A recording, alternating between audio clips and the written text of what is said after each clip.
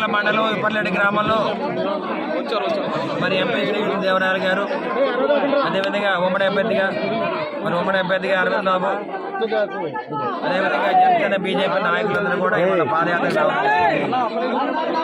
మేము 5 ఏళ్ళు పడిన కష్టానికి మాకు జరిగిన నష్టాలకు ఇవాళ మాకు ఫలితం ఇప్పర్లెడ్డిపాలెం గ్రామంలో మాకు ఫలితం వచ్చింది. ఆనాడు ఒక విత్తనం వేసాము, ఇవాళ కాయ వచ్చింది. ఆ కాయను మేము కోసం తింటున్నాం.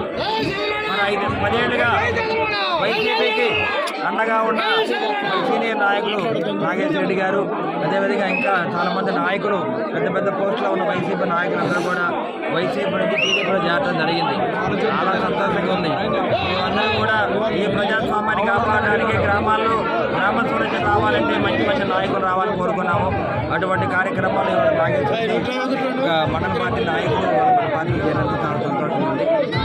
అదేవిధంగా దాదాపు 200 కుటుంబాలు ఇవాళ టీడీపీలో చేరడం జరిగింది.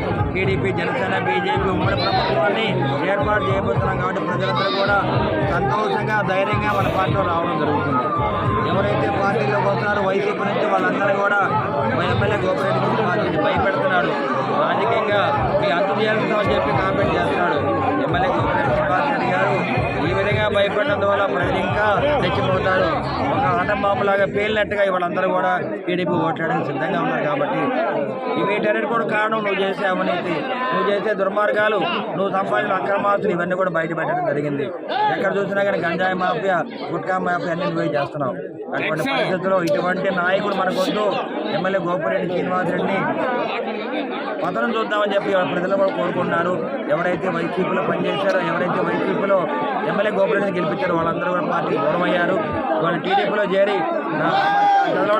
అండగా ఉండి పార్టీని గెలిపిద్దామని ప్రయత్నం చేస్తారు. కాబట్టి మరొకసారి ఇప్పర్లెడ్డిపాలెం గ్రామ తెలుగుదేశం పార్టీ నాయకులు, కార్యకర్తలకు, అదేవిధంగా ఎవరైతే వైసీపీ టీడీపీలో చేరిన నాయకులందరూ కూడా మరొకసారి అభినందిస్తున్నాను, ఆహ్వానిస్తున్నాను. గుండెల్లో పెట్టి దాచుకుని వాళ్ళు కాపాడుకుంటా అని చెప్పి మీడియా తెలియజేస్తున్నాను.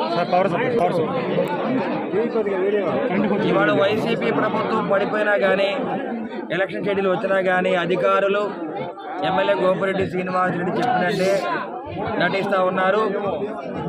ఎవరైతే కరెంటు ఈ అధికారులు ఉన్నారు, ఏఈలు కానీ డిఈలు కానీ వాళ్ళ మీద చర్యలు తీసుకుంటామని చెప్తున్నాము. ఇప్పర్లెడ్డిపాలెం గ్రామంలో కేవలం పెద్ద ప్రోగ్రాం చేసుకొని పర్మిషన్ తీసుకొని మీకు ఛాన్స్ ఉంటే మీరు దగ్గరుండి నా 5-6 గంటల కరెంటు తీస్తారా? ఎవరైతే రొంపిచెర్ల మండలంలో ఏఈ గారు కానీ, నర్సరావుపేట డిఈ గారు వీళ్ళందరి మీద చర్యలు తీసుకుంటామని చెప్పి మీడియా మాకు తెలియజేస్తున్నాము. రేపు వచ్చి ఏఈడి మాకు సమాధానం చెప్పాలి. ఇటువంటి కార్యక్రమంలో ఏదైనా ఇబ్బందులు జరిగితే ఎవరు బాధ్యత తీసుకుంటారు? కరెంట్ డిపార్ట్మెంట్ బాధ్యత తీసుకుంటారా, పోలీసు వాళ్ళు తీసుకుంటారా? ఇవన్నీ కూడా మేము తేలుస్తాము.